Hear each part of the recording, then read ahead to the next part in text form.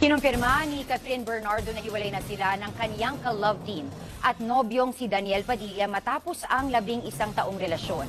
Sa Instagram post ni Catherine, sinabi nitong nasa showbiz siya sa loob ng 21 years. 12 years nito ay bilang kalahati ng Kathniel at 11 years ay bilang isang taong nagmahal kay DJ kahit sa likod ng kamera. Dagdag pa ni Kath, lumaki siya sa industriya na hindi nagpapadikta. At mapalad siya dahil sa natanggap na paggabay at best support system. Gumagawaan niya siya ng desisyon para sa sarili, lalo na kahit pagdating sa pag-ibig. Nangako siya na hindi malilihis, kaya ginawa niya ang lahat para magpakatotoo sa sarili.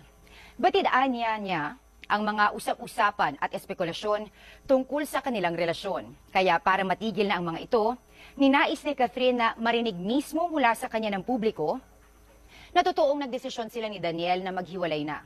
Sabi pa ni Kath, kung anuman ang meron sila ni